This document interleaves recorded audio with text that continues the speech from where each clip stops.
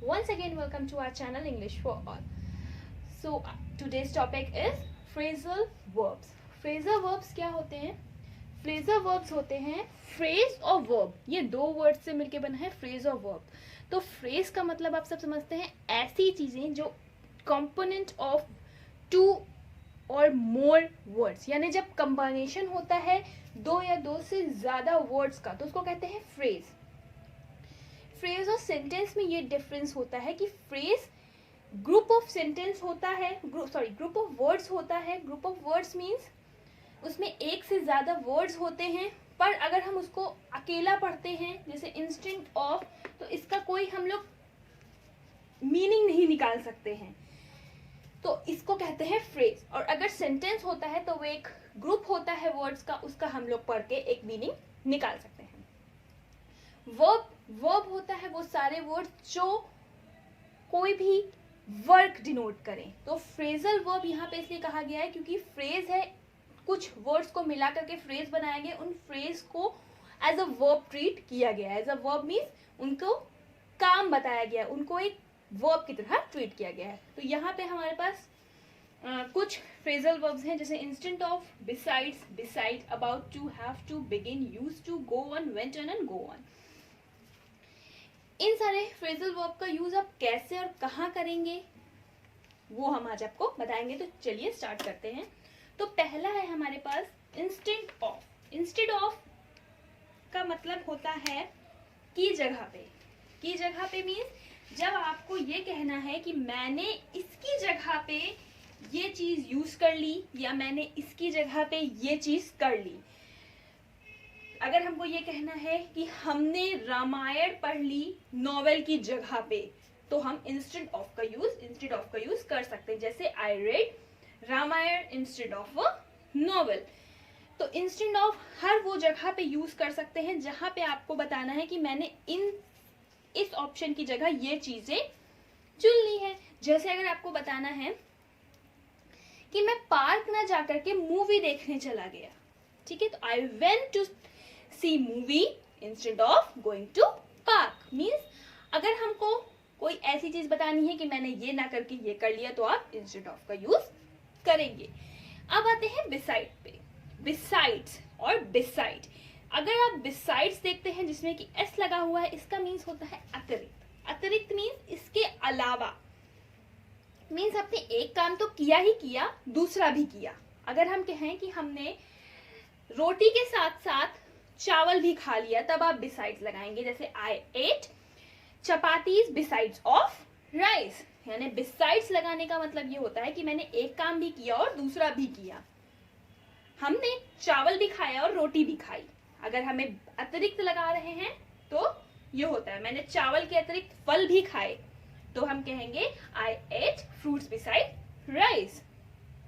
मैंने पार्क जाने के साथ साथ मूवी भी देखी. I went to park besides seeing movie. यानी besides का यूज तब करते हैं जब हमने दोनों चीजें की हों. और beside का मीन्स होता है पास में. अगर आपको किसी को कहना है कि आप मेरे पास आके बैठ, जैसे हम कहें आओ और मेरे पास बैठो, तो हम कहेंगे come and sit beside me. तब हम s नहीं लगाएंगे, हम कहेंगे come and sit beside me. besides नहीं, beside me, मेरे पास आके बैठो. फिर है अबाउट टू. अबाउट टू का यूज तब करते हैं जब कोई काम होने वाला होता है. इसकी कोई हिंदी मीनिंग होने वाला नहीं होता है. इसका मतलब होता है जब उसको यूज तब करते हैं जब कोई काम होने वाला होता है. जैसे अगर हम कहते हैं कि अब जो हमारे टीचर हैं वो आने वाले हैं, अब हमारे टीचर आने वाले हैं, तो our teacher is about to come now. मतलब हमारे टीचर अब आने वाले हैं. तो हम अबाउट टू को यूज तब करते हैं जब हम कोई काम करने वाले होते हैं या कोई काम होने वाला होता है. अगर हम कहें कि लगता है बारिश होने वाली है, तो हम ये कह सकते हैं it's about to rain now. हमें पता है कि हो सकता है रेन हो या अब रेन होने वाली है, तो अबाउट टू का यूज करते हैं जब हम पहले से ही बताते हैं कि ये काम होने वाला है. फिर है हैव टू.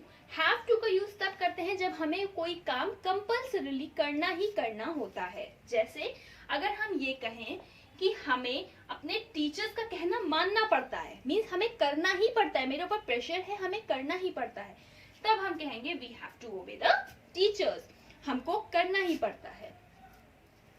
अगर हमें कहना है कि एग्जाम्स आने वाले हैं, हमें पढ़ना ही पड़ेगा, तो we have to studies because exams are coming, the exams are near, exam बहुत पास में है तो हमें पढ़ना ही होगा। जब कोई ऐसी चीज कहें जब हमें करना ही होता है तो हम हैव टू का यूज करते हैं। उसके बाद है बिगिन टू, बिगिन टू या बिगिन टू, ये बिगिन टू और बिगिन टू एक ही चीज है, बस ये प्रेजेंट में है, ये पास्ट में, यानी ये फर्स्ट फॉर्म में लिखा है, सेकंड फॉर्म में लिखा है। बिगिन टू या बिगिन टू का मतलब होता है कोई काम शुरू करना। अगर हम कहते हैं वो आप बिगिन टू और बिगिन टू आप अपने अकॉर्डिंग लगाएंगे। अगर कहीं पे किसी वर्ब के स्ट्रक्चर में आप देखते हैं कि वर्ब की फर्स्ट फॉर्म लगती है तो आप बिगिन टू लगाएंगे, अगर आप देखते हैं वर्ब की सेकंड फॉर्म लगती है तो आप बिगिन टू लगाएंगे। तो अगर हमें ये बोलना है कि अब स्टूडेंट्स ने एसे लिखना शुरू कर दिया है तो हम कहेंगे the student begin to write the essay. तो यानी अगर हमको कहना है कोई काम शुरू कर दिया है किसी ने तो हम कहेंगे बिगिन टू। फिर है यूज टू, यूज टू का यूज तब करते हैं जब हमारी कोई आदत होती है या वो काम कोई भी इंसान रेगुलरली करता है, ठीक है।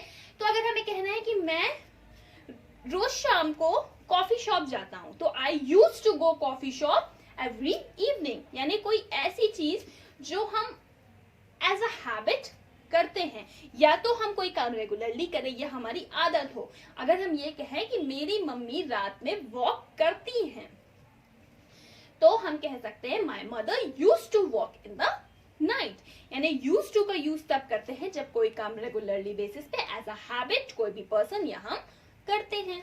फिर है गो ऑन और वेंट ऑन, ये भी बिगिन टू और बिगिन टू की तरह है। गो ऑन वेंट ऑन, जहां पे आप वर्ब की फर्स्ट फॉर्म लगाना होगा वहां गो ऑन लिखेंगे, जहां सेकंड फॉर्म लगाना होगा वहां वेंट ऑन लिखेंगे, क्योंकि गो वेंट गॉन वर्ब की फर्स्ट फॉर्म, सेकंड फॉर्म है, थर्ड फॉर्म है। तो करते हैं काम करते समय, काम करते रहना, मतलब अगर हम कोई ऐसी चीज कहें और वो काम लगातार करते रहे, जैसे अगर हमें कहना है कि लड़के क्रिकेट खेलते रहे तो हम कहेंगे boys went on playing cricket, खेलते रहे, इसलिए वेंट ऑन लगाया, गो ऑन नहीं लगाया, क्योंकि खेलते रहे एक क्या है, पास्ट परफेक्ट है, ठीक है। तो इसलिए आपको वर्ब की थर्ड फॉर्म लगानी है, तो इसीलिए यहाँ पे हम लोगों ने वेंट ऑन लगाया। अब यहाँ पे गो ऑन नहीं लगाया, ऐसे ही कोई चीज जिसमें आपको काम करते रहा वो इंसान, ठीक है। अगर हम कहें कि मेरे कहने के बावजूद वो बातें करता रहा तो मेरे कहने के बावजूद को क्या कहेंगे, beside keep quiet he went on talking, beside keep, वो मेरे चुप रहने की बजाय वो बोलता रहा, beside keep quiet he went on talking, यानी वो बोलता ही रहा चुप रहने की बजाय। तो यहाँ पे दो चीजों का यूज हुआ, बिसाइड भी और वेंट ऑन का भी। अब है कीप ऑन, यानी इसका भी मतलब वेंट ऑन और गो ऑन के जैसे होता है, काम करते रहना। लेकिन आपको हम बताएं यहाँ पे इन दोनों को यूज एक ही जगह पे किया जाता है, पर इसका यूज कीप ऑन का तब किया जाता है जब टाइम दिया हो। जैसे अगर हमें कहना है ये लड़का कल शाम तक पढ़ता रहा तो yesterday this boy kept on reading till evening, हमें पता है कि टाइमिंग क्या है, हमें पता है कि वो कल पढ़ रहा था और शाम तक पढ़ रहा था, इसलिए हम लोगों ने कीप ऑन लगाया। वही अगर हमें टाइमिंग ना पता होगा तो हम लोग गो ऑन या वेंट ऑन लगाएंगे। तो आज हमारे इतने फ्रेजल वर्ब्स खत्म हो गए हैं।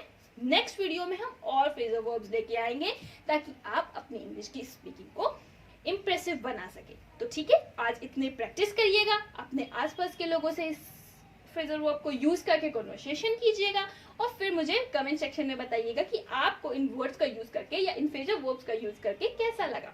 तब तक के लिए keep on watching my video. Thank you.